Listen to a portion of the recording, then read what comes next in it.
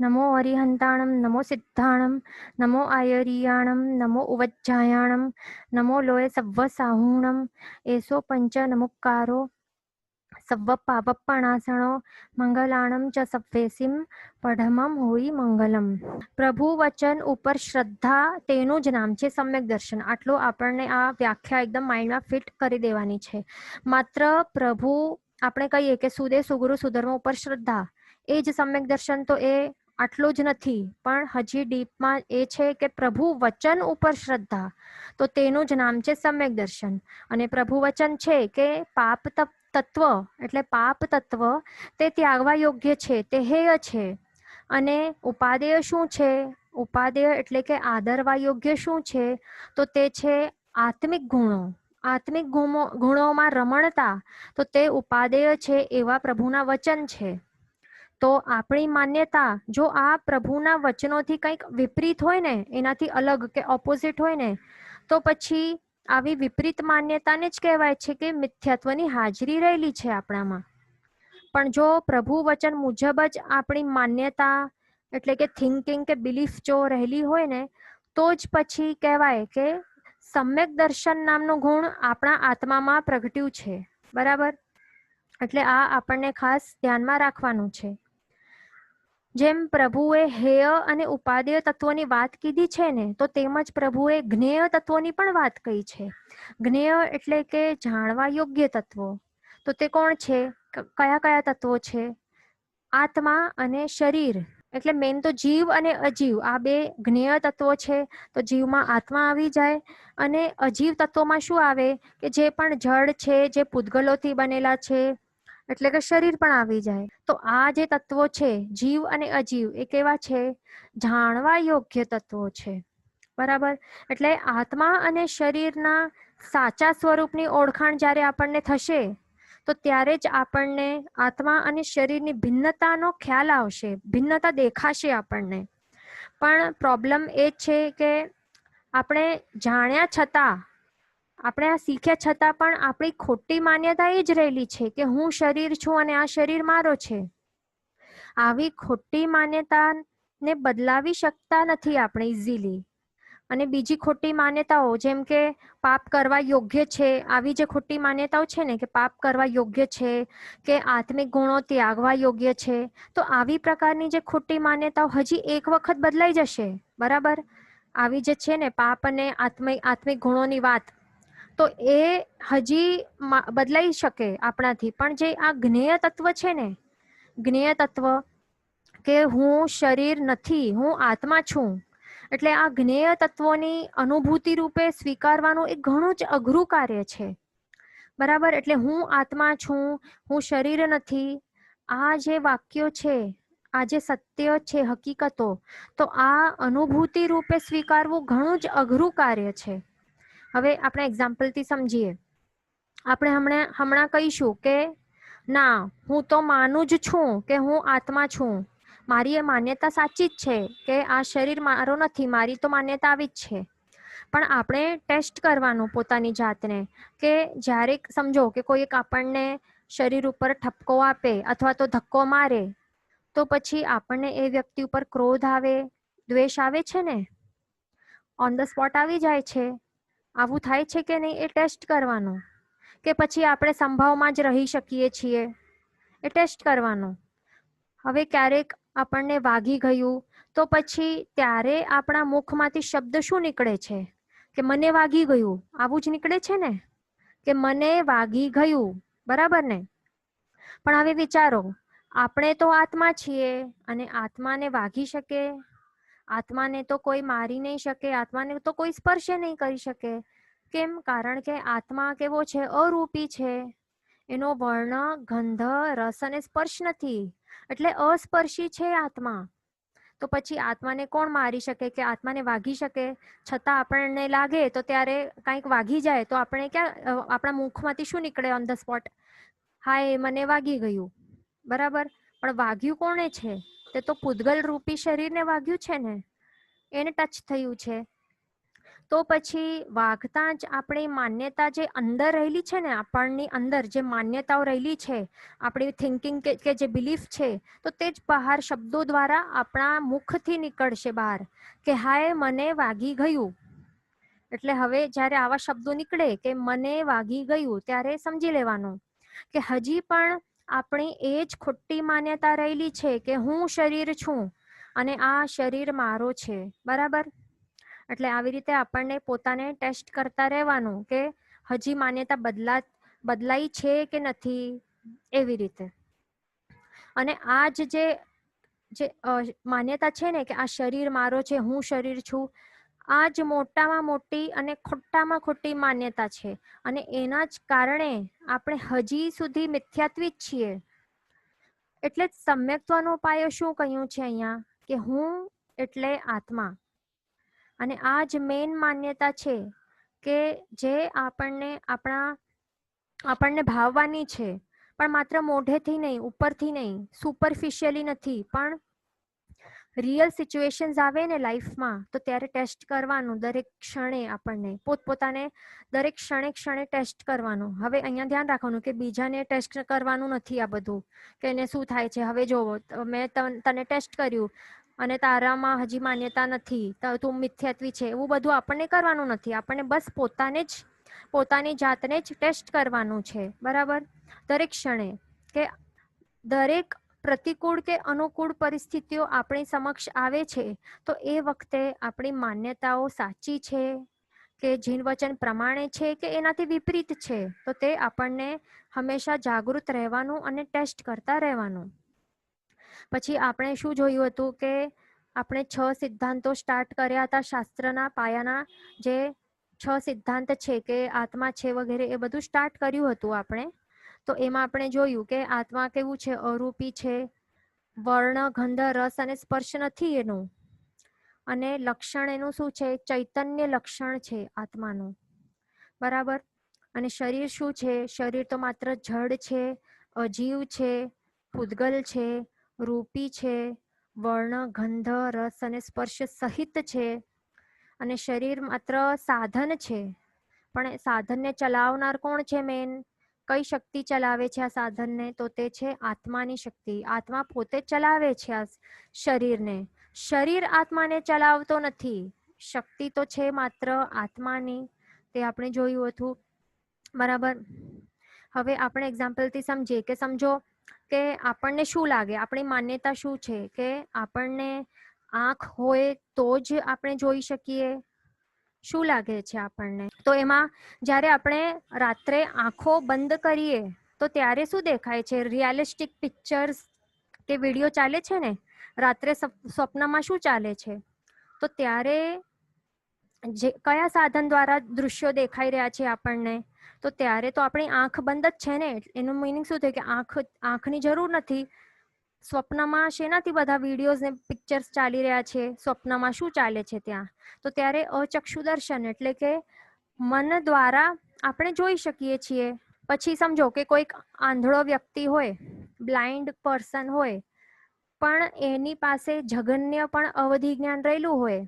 બરાબર? જગન્ય કક્ષાનું અવધિ જ્ઞાન રહેલું હોય, તો પછી તે આંધળો વ્યક્તિ, બ્લાઇન્ડ પર્સન, જેના પાસે આંખો નથી, આંખ છે મીન્સ આંખ છે પણ આંખોથી દેખાતું નથી. બરાબર? તો આવું પર્સન પણ અમુક એનું જે જગન્ય અવધિ જ્ઞાન દ્વારા એ અમુક એરિયા સુધીના જે રૂપી પદાર્થો છે, તો તેને ડાયરેક્ટ પોતાના આત્મા દ્વારા પણ એ જોઈ શકે છે. એટલે એ વ્યક્તિને કાંઈ આંખોની જરૂર નથી એ વખતે. બરાબર?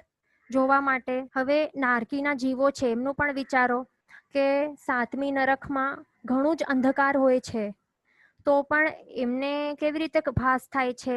આટલો ઘોર અંધકાર હોય છે કે એ પોતાના શરીરને પણ જોઈ નથી શકતા, પણ એમને ખબર પડી જાય છે કે એમનું શત્રુ આગળ છે અને એને હેરાન કરવાનું છે, એના સાથે એને વેર છે, વેરભાવ છે. એટલે બીજા સાથે એ લડાઈ ઝઘડા કરે છે, બીજા નારકીના જીવો સાથે. તો એને કેવી રીતે દેખાય છે, કેવી રીતે ખબર પડે છે? તો તે એના પાસે શું રહેલું છે? વિભંગ જ્ઞાન રહેલું હોય છે. મીન્સ કે અવધિ જ્ઞાન જ્યારે મિથ્યાત્વની હાજરીમાં રહેલા અવધિ જ્ઞાનને વિભંગ જ્ઞાન કહેવાય છે.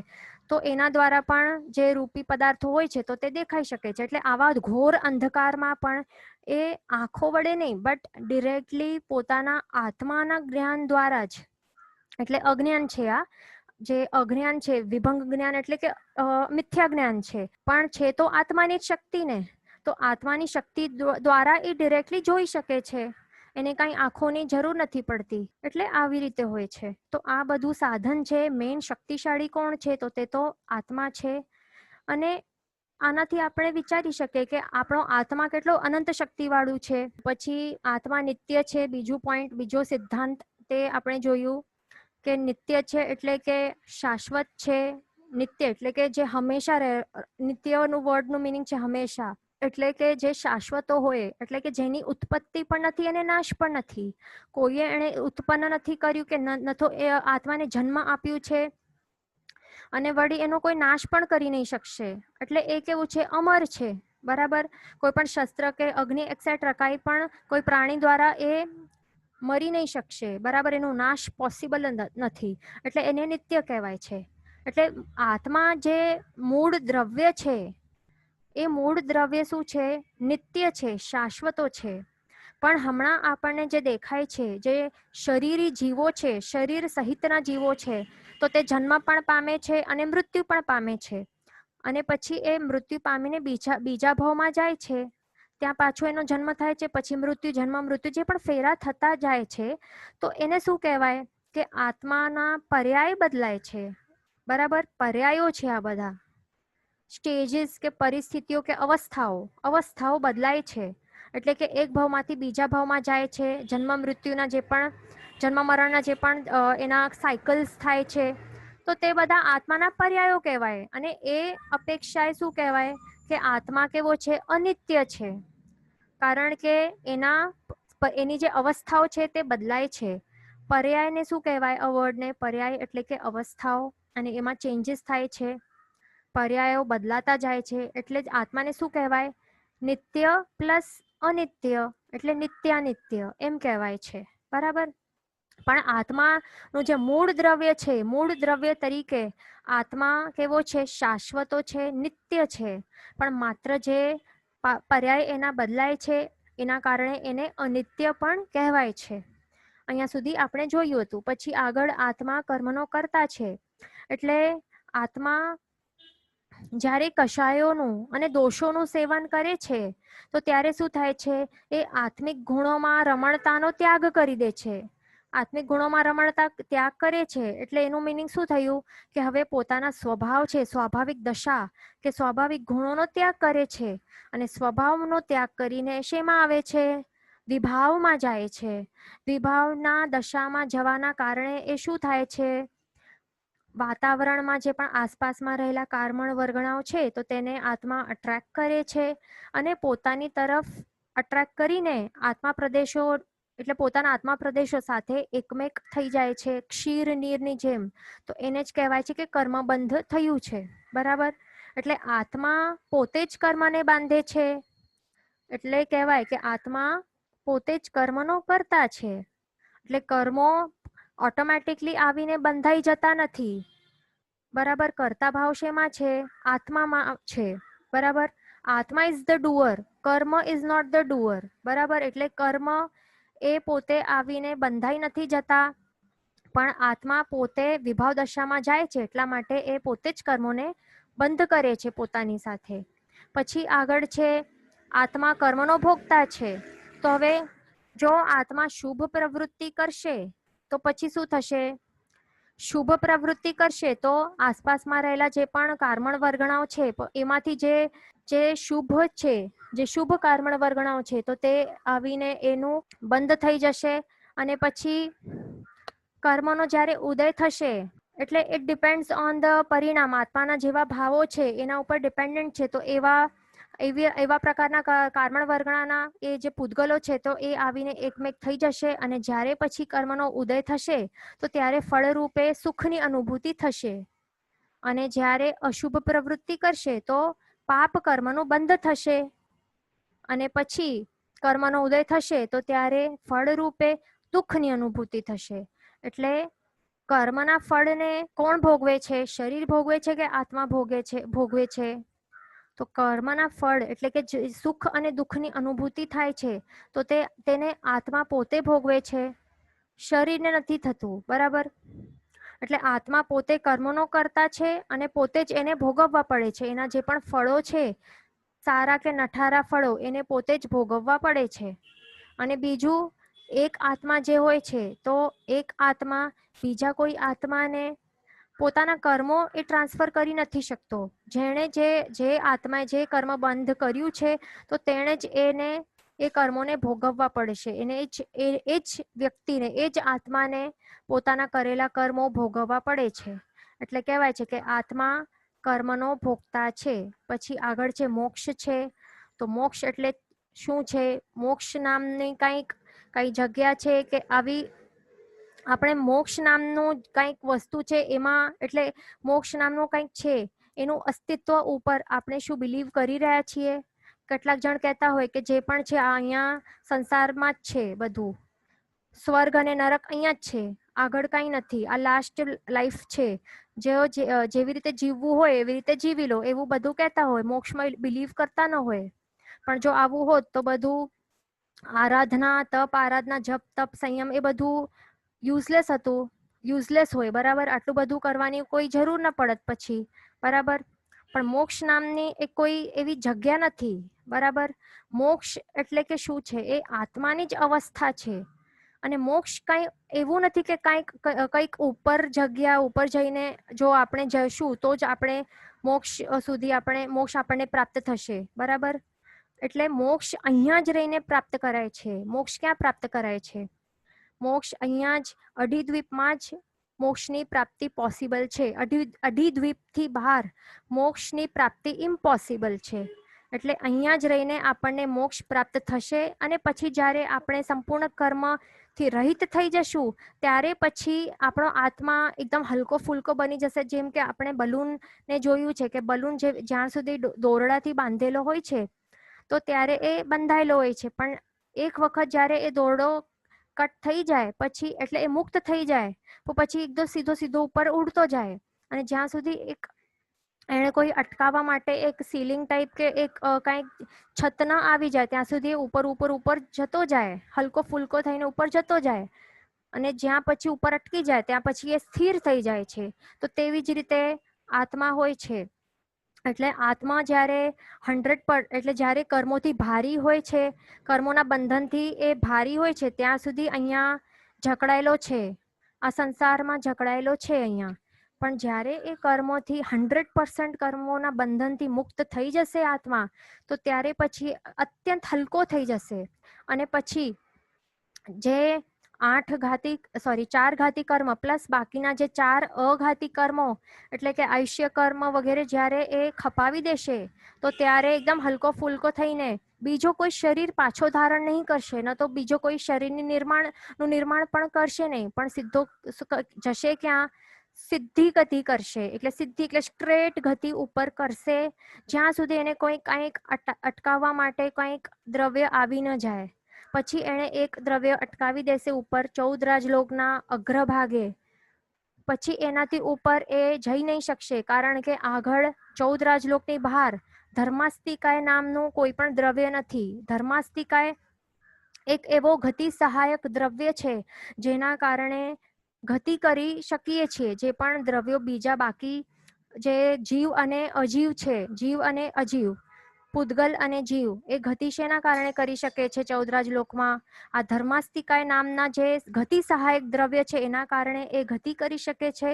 પણ 14 રાજલોકનો જે બોર્ડર છે એનાથી બહાર ધર્માસ્તિકાય રહેલું નથી, એટલા માટે ત્યાં એ અટકી જાય છે. જો ત્યાં એટલે બહાર પણ સમજો કે 14 રાજલોકની બહાર પણ ધર્માસ્તિકાય નામનું દ્રવ્ય હોત તો પછી હજી આગળ ઉપર ચાલ્યો જાત. બરાબર? પણ ત્યાં ઉપર નથી, એનાથી બહાર નથી, એટલે ત્યાં અટકી જાય છે. લોકાગ્ર ભાગે જઈને એ અટકી જાય છે આત્મા. અને ત્યાં પછી અનંતકાળ સુધી ત્યાં જઈને એ સ્થિર બની જાય છે. એટલે ફોર એવર એન્ડ એવર સુધી ત્યાં એ સ્થિર બની જશે. બરાબર? અહીંયા ક્વેશ્ચન આવ્યું છે કે સ્ટાર્ટ કબ હોગા?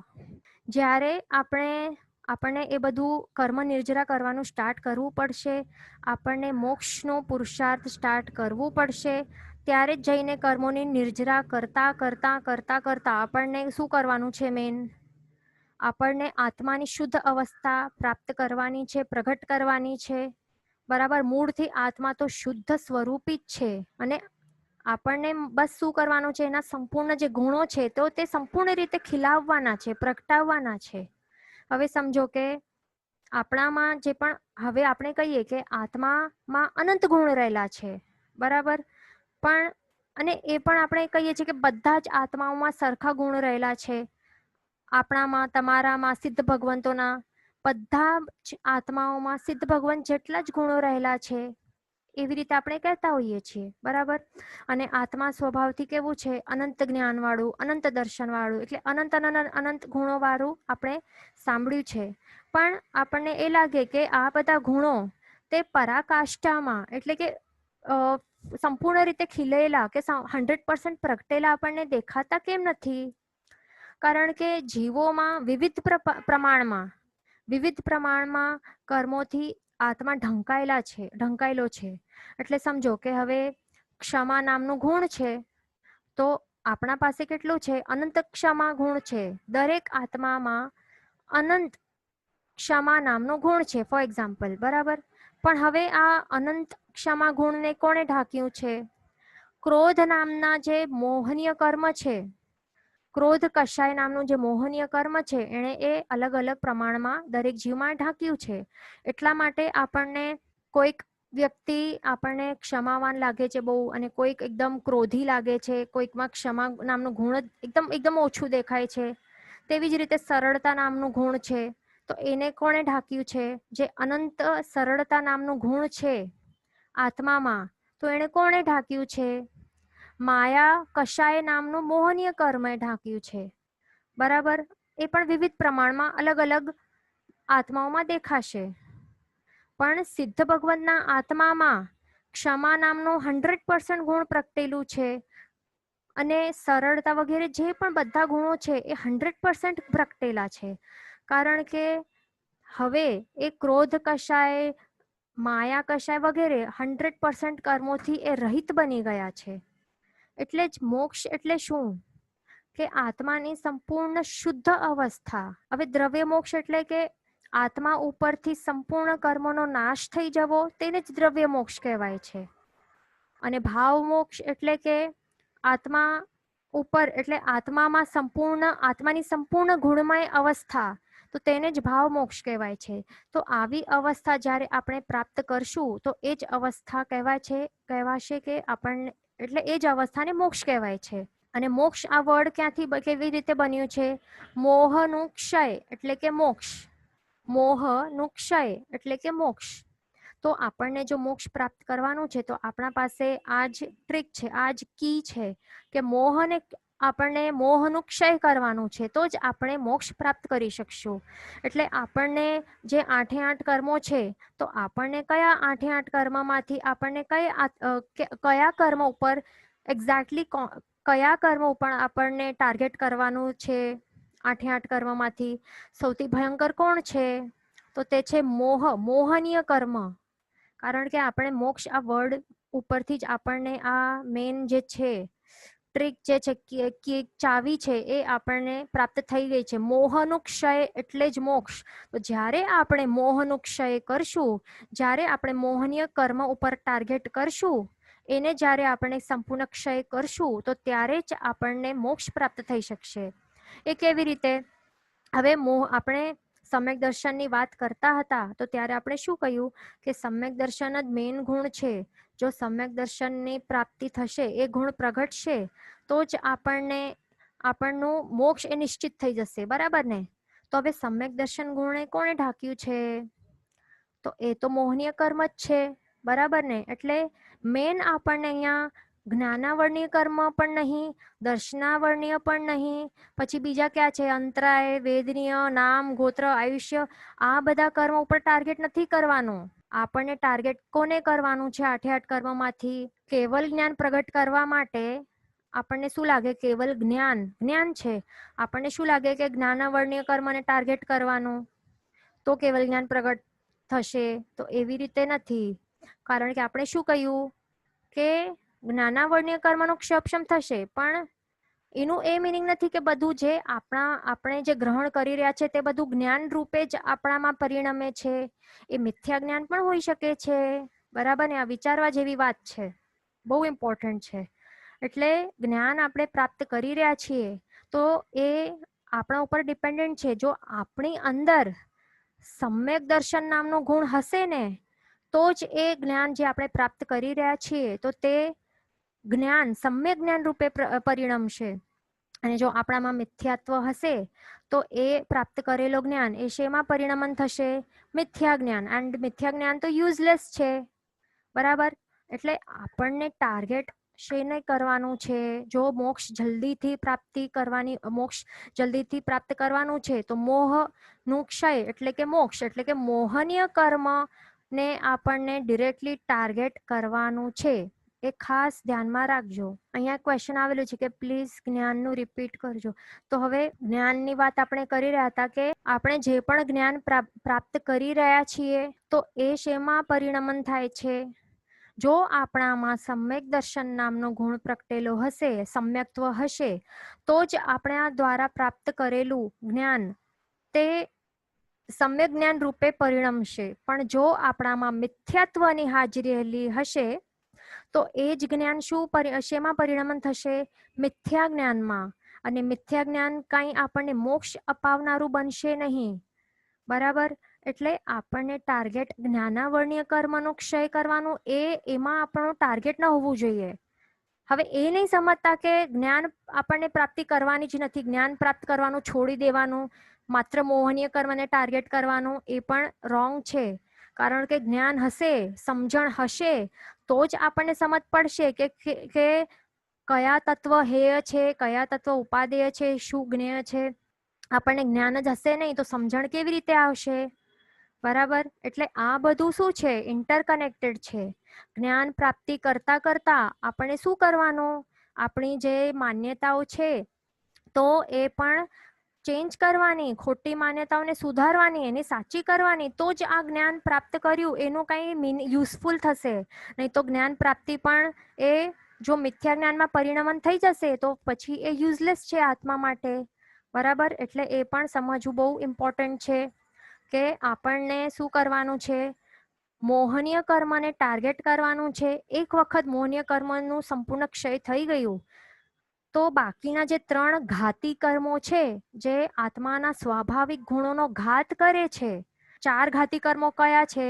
જ્ઞાનાવર્ણ્ય, દર્શનાવર્ણ્ય, મોહનીય અને અંતરાય. આ 4 કર્મો એ ઘાતી કર્મો છે કે જે આત્માના જે મેન સ્વાભાવિક ગુણો છે એનો ઘાત કરે છે.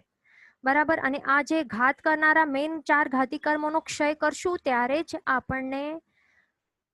આપણને કેવલ જ્ઞાન પ્રગટ થશે. બરાબર? હવે કેવલ જ્ઞાન પ્રગટ થશે, આપણે એ કહ્યું કે કેવલ જ્ઞાન પ્રગટ કરવાનું હોય તો એનું મિનિંગ નથી કે જ્ઞાનાવર્ણ્ય કર્મને જ ટાર્ગેટ કરવાનું. મેન આપણને કોને કરવાનું છે? મોહનીય કર્મને. એટલે આપણામાં રહેલા જે મિથ્યાત્વ મોહનીય કર્મ વગેરે છે તો એ આપણને ક્ષય કરવાના છે.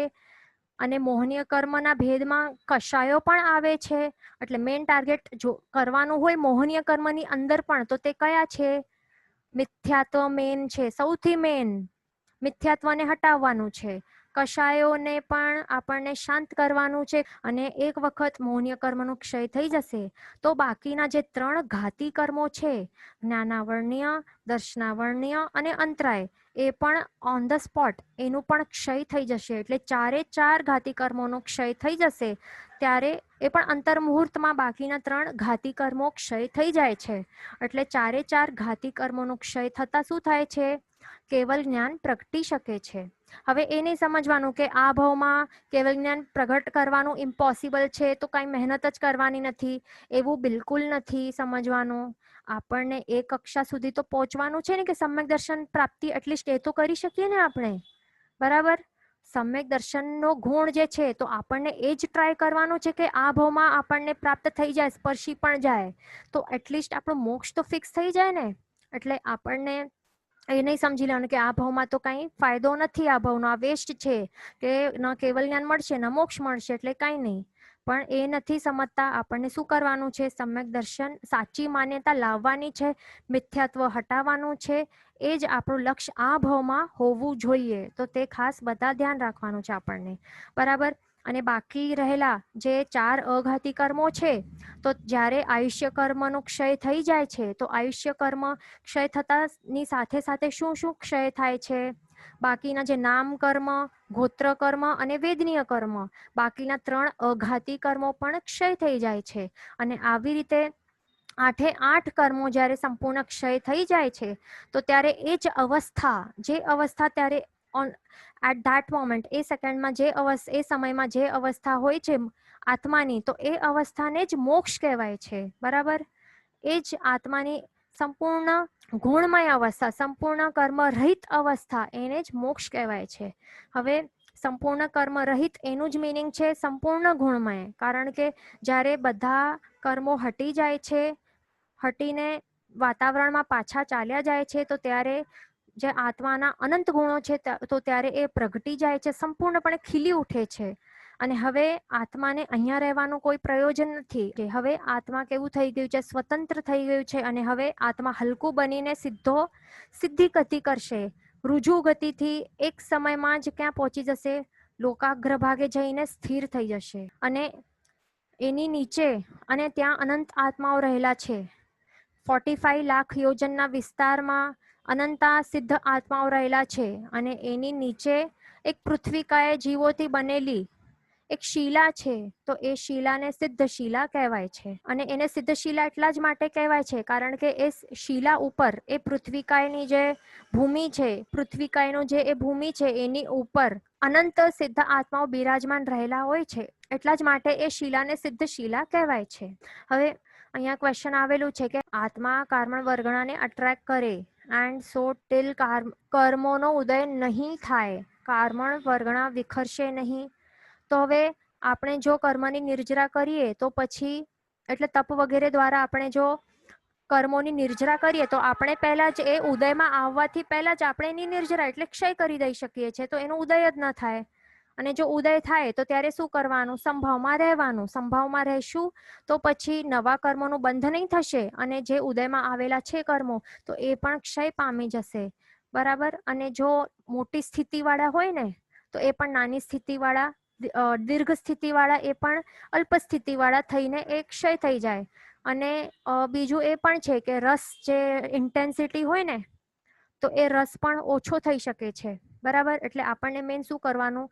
સંભાવમાં સહન કરવાનું. અને જે હોશિયાર વ્યક્તિ હોય એ શું કરે? કર્મ ઉદય આવતા પહેલા જે શું કરે? ક્ષય કરી દે.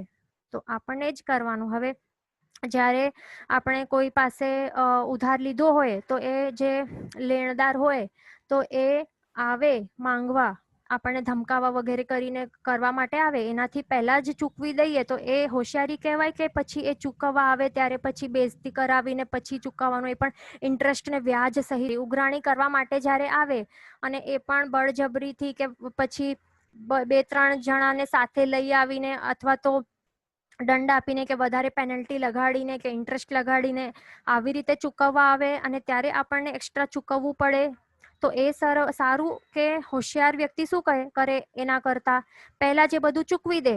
તો એવી જ રીતે જ્યારે કર્મો ઉદયમાં આવે એનાથી પહેલા જ આપણને શું કરવાનું? હોશિયાર વ્યક્તિ શું કરે? કર્મોની નિર્જરા કરી દે, પશ્ચાતાપ કરી દે, એટલે કર્મોથી એ શુદ્ધ થઈ જાય. એટલા જ માટે તો આપણે 2 ટાઈમ આપણને પ્રતિક્રમણની ક્રિયા કરવા માટે કહેલું છે, બરાબર. એટલે એ બધું આપણને કરવાનું. હવે આગળ આપણે એ પણ સાંભળ્યું છે કે મોક્ષ સુખ કેવું છે. આપણે ઘણી વખત સાંભળ્યું છે. તો એ મોક્ષ સુખ શું છે? એક સંસાર સુખ છે અને બીજું છે મોક્ષ સુખ. તો આપણને લાગતું હશે કે સિદ્ધ ભગવંતોને એવું કયા પ્રકારનું સુખ ત્યાં ભોગવી રહેલા હશે એ લોકો. તો હવે એમાં આપણને ડિફરન્શિએટ કરવાનું છે, તો આપણને સમજાશે. હવે એક વાત સમજી લેવાનું કે આપણે એમ મોક્ષ સુખની ઉપમા આપણે આપી શકવાના નથી, કે રેફરન્સ આપણે આપી શકવાના નથી કે આ જે વસ્તુ છે એના જેવું મોક્ષ સુખ હશે. આવી રીતે આપણને એક્ઝામ્પલથી સમજાવી શકવાના નથી. કેમ? કારણ કે સંસાર જે છે ને, હમણાં હજી આપણે સંસારી છીએ, તો સંસારમાં એક પણ આવી વસ્તુ નથી કે જેનાથી મોક્ષના સુખની ઉપમા કે રેફરન્સ આપી શકાય. બરાબર? એટલે આપણે દેટ ઇઝ પોસિબલ નથી. જેમણે આ એક્સપિરિયન્સ કર્યું હોય આત્મિક મોક્ષ સુખનું પણ, જો આંશિક પણ અનુભૂતિ કરી હોય તો એને અંશની પણ ખબર પડે, પણ એ એક્સપ્લેન કરવાનું પોસિબલ નથી. હવે સાચું સુખ મોક્ષ જે કેવલી ભગવાન દ્વારા જેવી રીતે એક્સપ્લેન્ડ છે તો તેવી રીતે આપણે કહી શકીએ. બરાબર? તો હવે સંસારનું સુખ કેવું છે? સંસારનું જે પૌદ્ગલિક સુખ છે તો તે કંઈ સાચું સુખ નથી. એ કેવું છે? ક્ષણિક છે, ટેમ્પરરી છે, અને એ માત્ર શું છે? ભ્રમ છે, અને એ પણ દુઃખનો ઉપચાર છે. એટલે હવે એક્ઝામ્પલથી આપણે સમજીએ. એટલે શું? હવે સમજો કે આપણને ભૂખ લાગી હોય, એટલે ભૂખ એટલે શું છે? આપણને બહુ ભૂખ લાગી હોય તો એ ભૂખનું મિનિંગ શું છે? કે પેટમાં દુખે છે, કે કંઈક દુઃખ થઈ રહ્યું છે, વેદના થઈ રહી છે, અને તે આપણને શાંત કરવાની છે. ભૂખની જે વેદના ઉપજી છે તો એને આપણે શાંત કરવાનું, એટલે કે ભૂખની જે ભૂખનું દુઃખ છે એનું આપણને ટ્રીટમેન્ટ કરવાનું છે, સિમ્પલ વર્ડ્સમાં. બરાબર ને? એટલે ઉપચાર કરવાનું છે. ભૂખના દુઃખને ક્ષમાવવા આપણે શું કરીએ? કઈ ટ્રીટમેન્ટ કરીએ? આપણે કંઈક ખાવાનો આહાર કંઈ આપણે લઈને ખાઈ લઈએ. બરાબર? અથવા તો પાણી પી લઈએ. તો પછી ત્યારે શું થાય છે? ભૂખના દુઃખની જે વેદના ઉપજીવી હતી તો તે આપણે શાંત કરી રહ્યા છીએ. અને ત્યારે આપણે શું થાય? જ્યારે આપણે આહારનું ભક્ષણ કરીએ તો ત્યારે આપણને ફિલિંગ શું થાય? ભ્રમ શું થાય? કે મને સુખ, આહા શું સારું લાગ્યું, કે ક્ષણિક સુખ પ્રાપ્ત થઈ, સુખની પ્રાપ્તિ થઈ. બરાબર? સુખની અનુભૂતિ થઈ. પણ આ કઈ સાચો સુખ નથી.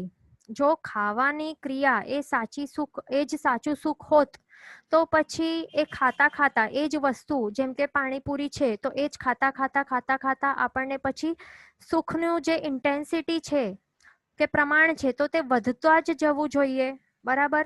અને એનું જ ભક્ષણ કરતા કરતા આપણને આગળ ક્યારે પણ દુઃખની અનુભૂતિ થવી જ ન જોઈએ. કોઈ પણ પ્રકારની તકલીફ કે વેદના કંઈ પણ થવી જ ન જોઈએ. પણ શું થાય છે? થોડોક ખાઈને પછી શું થાય છે? પાછું દુઃખ, એટલે પેટ દુખે છે. બરાબર? એટલે જ ખાવાની જે ક્રિયા છે તો એ કાંઈ સાચો સુખ નથી, કે આહાર જે છે તો એ કાંઈ સાચો સુખ આપનાર નથી. આપણે માત્ર જે ભૂખ લાગી છે કે જે વેદના થઈ રહી છે તો એનો ઉપચાર કરવા માટે આપણે ખાવાનું આપીએ છીએ. એટલે સંસારમાં રહેલું જે પણ છે તો તે સાચો સુખ નથી, સાચો સુખ આપનારું પણ નથી, પણ તે માત્ર દુઃખનું ઉપચાર રૂપે છે. બરાબર? એટલે દુઃખને ઓછું કરવા માટે આપણે કંઈક ટ્રાય કરી રહ્યા છીએ, અને જ્યારે દુઃખ ઓછું થાય ને, દુઃખની જ્યારે આપણી જે વેદના થાય છે તો એ દુઃખની વેદનાની ઇન્ટેન્સિટી જ્યારે ઓછી થાય છે તો ત્યારે એ જ ફિલિંગને આપણે કહીએ છીએ કે હા, મને સુખની અનુભૂતિ થઈ છે. તો એ જ આપણો મિથ્યા છે, મિથ્યાત્વ છે. બરાબર? એ જ આપણું ભ્રમ છે, અને એ જ આપણું મિથ્યાત્વ બોલી રહ્યું છે કે મને સુખની અનુભૂતિ થઈ. કારણ કે સંસારમાં સાચું સુખ છે જ નહીં, અને આ પૌદ્ગલિક સુખ છે તો તે બધું ભ્રમ છે, ક્ષણિક છે. પણ મોક્ષ સુખ છે એકમાત્ર, જે મોક્ષ સુખ છે તો તે જ સાચું છે, તે જ પરમેનન્ટ છે, તે સતત છે, કન્ટિન્યુઅસ છે, અને અનંત છે, અંત વગરનું છે. હવે જે સિદ્ધ ભગવંતો ત્યાં સ્થિર થઈ ગયેલા છે તો એવું નથી કે બસ અમુક ટાઈમ સુધી એમને મોક્ષ સુખની અનુભૂતિ થશે, એવું નથી. પણ અનંત છે, અંત વગરનું. અને એ જ સાચું સુખ છે, કારણ કે તે ક્ષણિક નથી, પરમેનન્ટ છે. અને એ ભોગવતા મોક્ષ સુખનું ભોગવટો કરતા કરતા તે કંઈ આગળ જઈને દુઃખની વેદના આપનારું પણ બનવાનું નથી. એટલા જ માટે મોક્ષ સુખને સાચું સુખ કહેવાય છે, સતત કહેવાય છે, બાધા રહિત હોય છે, સતત હોય છે, કન્ટિન્યુઅસ હોય છે. બરાબર? એટલે આપણા બધાને જ મોક્ષ સુખના લક્ષ્ય સાથે જ આપણને બધી જ ધાર્મિક ક્રિયાઓ કરવી જોઈએ. પણ સંસાર સુખ પ્રાપ્ત કરવા માટે આપણું એક પણ તપ કે જપ કે કંઈ પણ હોવું ન જોઈએ.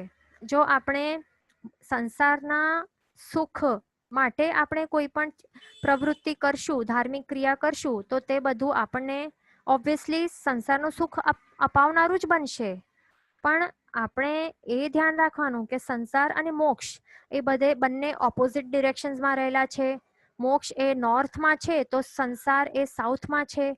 આપણે જો સંસારના સુખ માટે આપણે ધાર્મિક ક્રિયા કરતા રહીશું તો આપણે સાઉથ ડિરેક્શનમાં એટલે કે મોક્ષથી દૂર દૂર દૂર દૂર જતા રહીશું. આપણે પોતાના જ હાથે આપણા જે સંસાર છે તો સંસારની વૃદ્ધિ કરતા જઈશું. બરાબર, એટલે એ ખાસ ધ્યાન રાખવાનું. હમણાં પણ પર્યુષણ મહાપર્વ આવી રહ્યો છે તો અહીંયા એમાં પણ ઘણા જણ શું કરતા હોય, અક્ષય નિધિ તપ કરતા હોય, બીજા ઘણા તપો અલગ અલગ કરતા હોય, 28 વગેરે અલગ અલગ પ્રકારના માસક શ્રમણ વગેરે કરતા હોય. તો હવે ખાસ ધ્યાન રાખવાનું કે અક્ષય નિધિ તપ જે કરતા હોય પૈસા માટે કરવાનું નથી. આપણને અક્ષય નિધિ તપ જે છે તો તે આપણું આ મિસકોન્સેપ્શન છે. આ પૈસા માટે નથી કરાતું. આ તપ આ મોક્ષ સુખ માટે, મોક્ષ લક્ષ્મી માટે આ કરવાનું છે. જો આપણે આજ સુધી જો કર્યું હશે કે પૈસા અને આપણું આવું જો માઇન્ડમાં એવું હશે, કોન્સેપ્ટ હશે કે અક્ષય નિધિ તપ જે છે તો તે છોકરીઓ કરે અને એ પણ એમને પૈસા વધારે એટલે જે સંપત્તિ ધન સંપત્તિ એમને પ્રાપ્ત થાય એટલા માટે એ કરતી હોય, એ માટે કરવાનું હોય, એટલા માટે પોતાની દીકરીઓને કરાવવાનું, તો એકદમ ખોટું છે, એકદમ રોંગ છે. તો એવું શીખાવતા નહીં. અને આપના માઇન્ડમાં પણ જો આવું બેઠેલો હોય તો તે કાઢી દેજો. જો આપ જે અક્ષય નિધિ તપ છે તો એમાં આપ જો વિધિ ઉપર ધ્યાન દેશો ને તો એ બધું જ્ઞાનનું જ છે, જ્ઞાનની વિધિ છે, જ્ઞાન સાધના એમાં છે. બરાબર, એટલે નામ ઉપરથી આપણને એ રોંગ નથી લેવાનું. જે ઘણા છે, જે ખમાસમણા છે તો તે બધું જ્ઞાનનું તપ છે, તપ જપ છે. બરાબર, એટલે અક્ષય નિધિ એ આપણને જો આપણે કરી રહ્યા છીએ 4 વર્ષ સુધી આટલી મહેનત કરવાની છે, પણ એ મોક્ષ લક્ષ્મી પ્રાપ્ત કરવા માટે છે. આપણું જે જૈન ધર્મ છે તો એમાં એક પણ એવું તપ નથી કે જે સંસાર સુખ માટે તપ કરાવે છે. એક પણ એવું નથી. કારણ કે સંસાર સુખલક્ષી જે પણ તપ હોય તો તે શું હોય, મિથ્યા તપ હોય. અને તે આપણને સંસારમાં વૃદ્ધિ કરાવશે, આપણા ભાવ વધારશે, પણ અને મોક્ષથી દૂર લઈ જશે.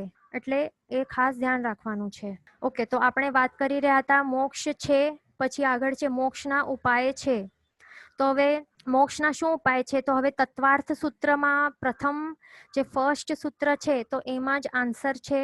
પ્રથમ સૂત્ર શું છે? સમ્યક દર્શન જ્ઞાન ચારિત્રાણી મોક્ષ માર્ગ.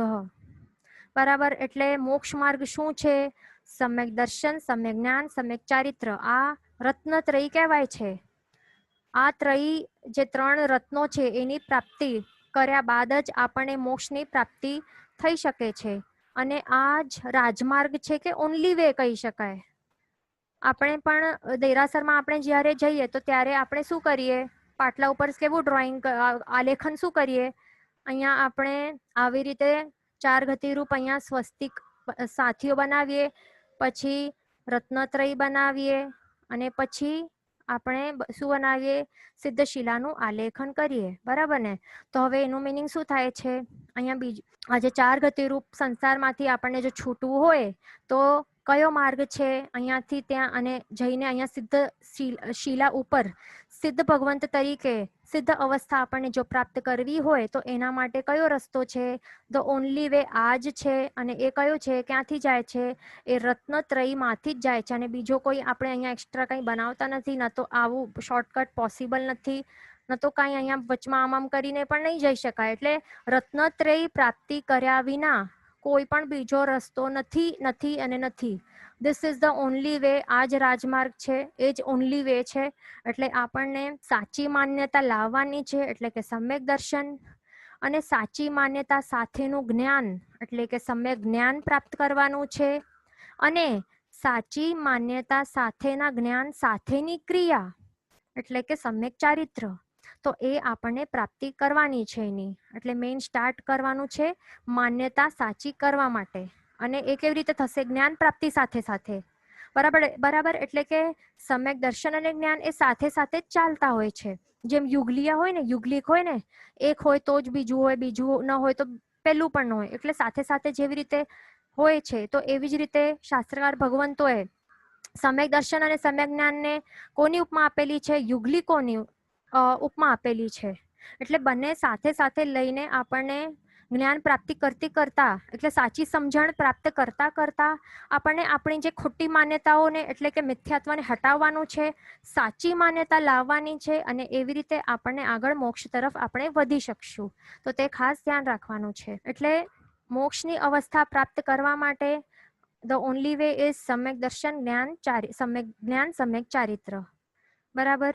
હવે આપણે આપણું આ ટોપિક થઈ ગયું. હવે આગળ અહીંયા શું લખેલું છે કે જગતમાં આત્મા દ્રવ્ય છે, આત્માને કર્મનો બંધ છે, કારણ કે આત્મા પરિણામી છે. તો આત્મા પરિણામી એનું મિનિંગ શું છે? તો આપણે જોયું આત્મા પરિણામી મીન્સ શું કે એક અવસ્થામાંથી બીજી અવસ્થામાં જાય તો એને પરિણામ કહેવાય, ચેન્જીસ.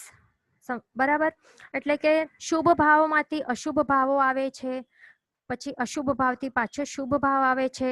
એટલે કે એના પરિણામ એટલે કે ભાવોમાં જે ચેન્જીસ થાય છે, તો એટલા માટે આત્માને પરિણામી કહેવાય છે. હવે શા માટે પરિણામી કહેવાય છે? કારણ કે એ આત્મા કેવું છે? નિમિત્તવાસી છે. જેવો જેવો નિમિત્ત આવશે, સારો નિમિત્ત આવશે તો એને સારા ભાવ આવશે, ખરાબ નિમિત્ત સામે આવશે તો ખરાબ ભાવો ફટાકથી આવી જશે. આવો કેવું છે? આત્મા નિમિત્તવાસી છે, આત્મા પરિણામી છે. એટલા માટે આત્માને કર્મનો બંધ છે. અહીંયા જ રીઝન આપેલું છે કે આત્માને કર્મનો બંધ છે, કારણ કે આત્મા પરિણામી છે. તો આપણને શું કરવાનું? આત્માને પરિણામી નથી બનાવવાનું. આપણને શું કરવાનું?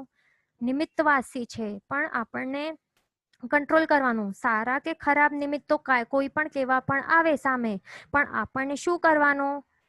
ભાવને ચેન્જીસ કરવાના નહીં. આપણને સમભાવમાં જ રહેવાનું. રાગ દ્વેષ વગેરે કરવાના નહીં. ઓન ધ સ્પોટ જો આવી જતા હોય કોઈ પ્રોબ્લેમ નહીં, હમણાં આવી શકે છે.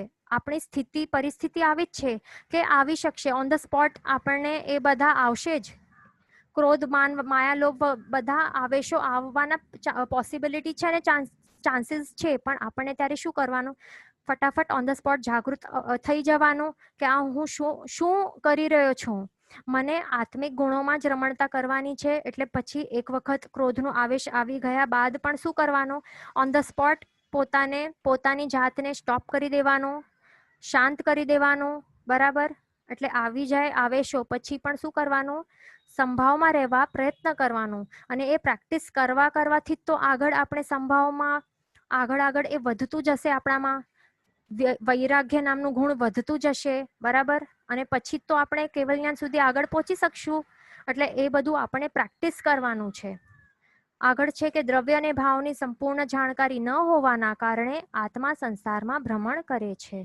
ભવ ભ્રમણને અટકાવવા તત્વજ્ઞાન મેળવવું જરૂરી છે. બરાબર.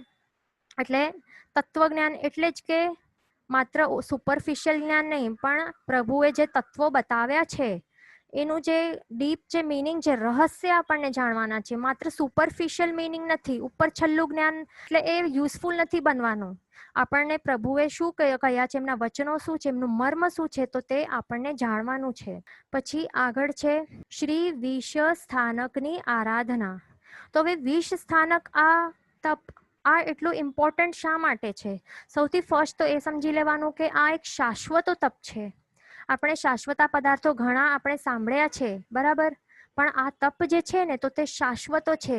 વિસ્થાનક તપ પહેલાથી હતું છે અને રહેવાનું છે. જેમ નવપદની ઓળી, તો એ પણ શાશ્વતી ઓળી છે.